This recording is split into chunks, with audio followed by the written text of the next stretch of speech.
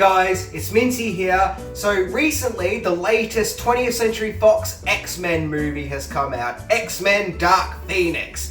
And already in the social medias, word has come out that the movie has financially tanked and hasn't really performed well in the box office. And I'm noticing in comment sections that it's kind of dividing the fans. There are some people who are like, yes, the movie's terrible, this is good that they're struggling financially, it kind of, serves the franchise right, that's what you get from being a bad franchise, and like a lot of people are saying that the franchise has been going downhill predominantly, so it's a good thing that they're now suffering in their pockets, because now we can either reboot it or shift it over to the MCU, I don't know. And then there are other people who have watched it who have said, no, this is a good film. This is actually really, really good. You're all sheep, you're all just followers of the MCU. You've got to make up your own mind and watch it for yourself. Look, me personally, I haven't seen it, so I can't pass comment. For all I know, it might be the best X-Men movie ever that redeems itself after a few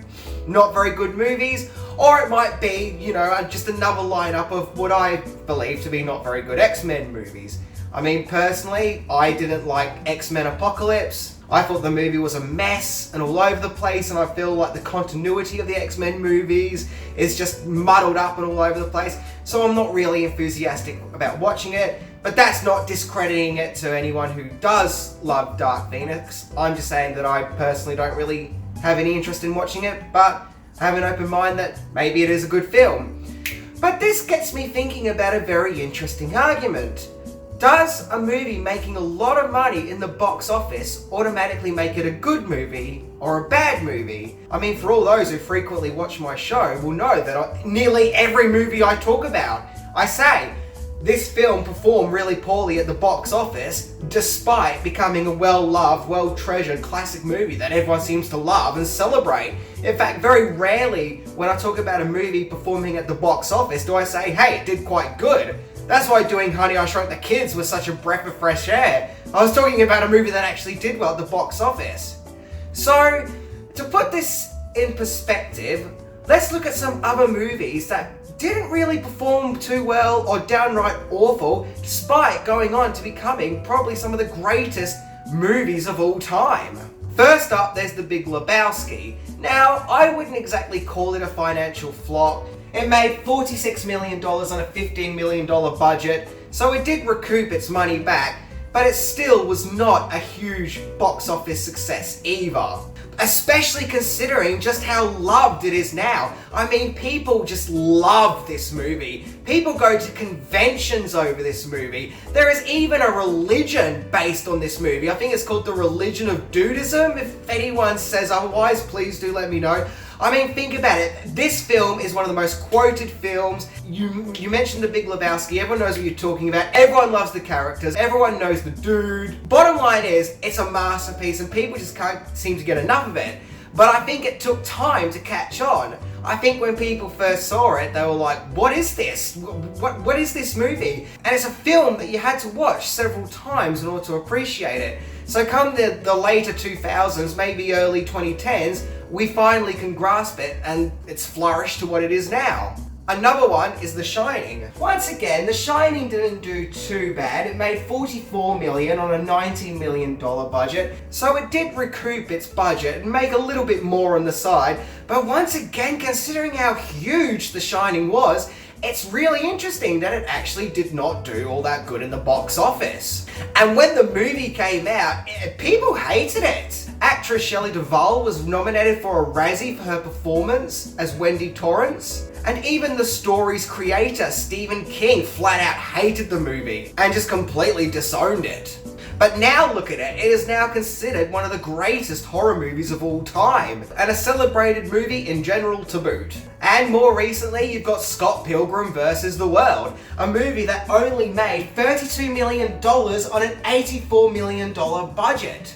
And the sad thing is, it made no money, like no one went and saw it. I can remember, I wasn't even aware of the movie until seeing it on DVD, and I'm wondering, or guessing that happened to everyone else.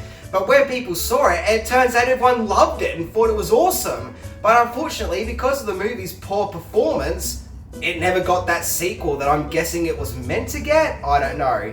Either way, it's a film that people said, hey, that was a pretty cool badass film, but is notorious for performing badly at the box office. Other works that did not perform great at the box office include The Shawshank Redemption.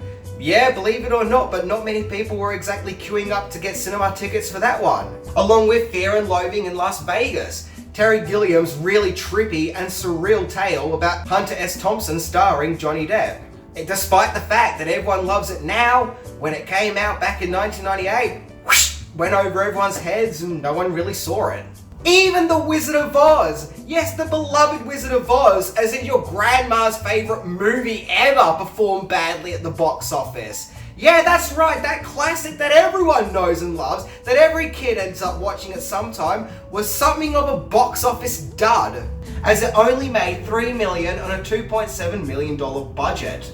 But I think the movie that is the most notorious for performing poorly at the box office, only to become a well-loved treasure classic, is the Rocky Horror Picture Show. The movie that many say defines cult film. A lot of people also say it's the quintessential cult movie, because when it came out, no one watched it. It just went by and there was no media attention, no one went and saw it. In fact, I think a lot of cinemas weren't even showing it. I think it only started to get recognised through word of mouth in late night screenings. Now, if I remember correctly, I think it was done in late night screenings as a double feature with The Wicker Man, but I might be wrong in that one. But yeah, when it originally came out, no one watched it. And now look at how phenomenal Rocky Horror Picture Show is. I mean, it's become a huge staple and a huge entity in pop culture in its own right. So I guess this does ask the age-old question: does a movie's box office performance determine if it's a good movie? Now, once again, I'm not saying if X-Men Dark Phoenix is good or bad. I haven't seen it. But I don't think we can trust financial statistics to determine if whether creativity is good and resonates with people. After all, if making a lot of money at the box office makes a movie good, then Attack of the Clones is a masterpiece. See ya!